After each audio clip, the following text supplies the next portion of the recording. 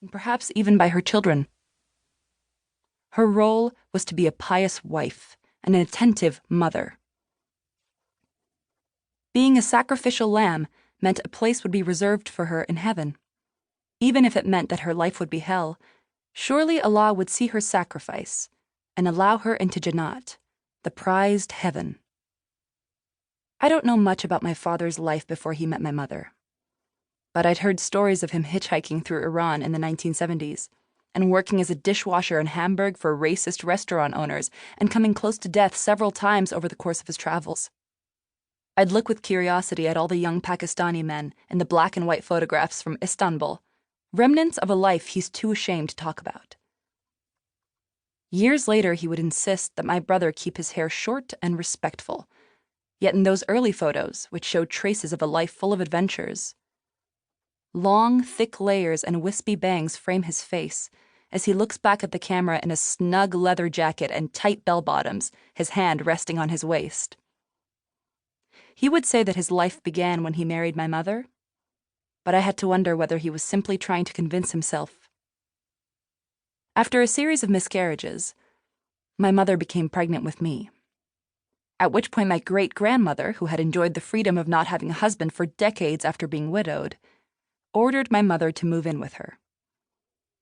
She was certain that the stress of being a dutiful wife and looking after my father and his family was not good for her pregnancy. For 9 months, she and the older women in the family took care of my mother by making sure she was well fed, adequately rested, and had very little interaction with men. My father was to visit her only on Fridays until I was born. When I was just 6 months old, my father embraced me tightly as he sped around on his candy-red Kawasaki, showing me off to his friends. I hadn't yet done anything to earn my parents' pride, but they were always so vocal about what a blessing I was. My mother still shows me pictures of the outfits she sewed and dressed me in, solely so she could stare at me for hours. According to her, one of my first full sentences was, "Stop staring at me." "We prayed every day to have you," my father told me several times as he braided my hair before nursery school.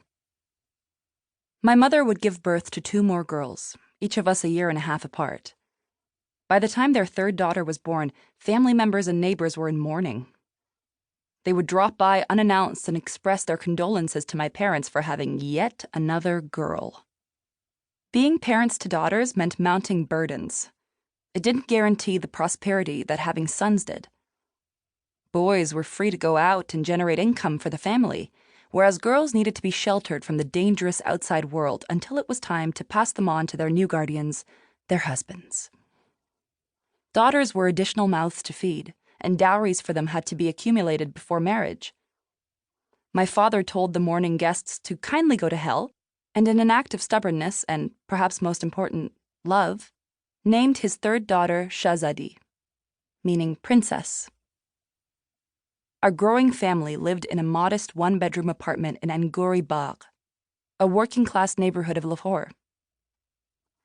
Cats, goats, roosters, and children freely roamed the narrow, brick-lined streets. Mothers bathed their children outside with a bucket of water from a tap at the end of our street.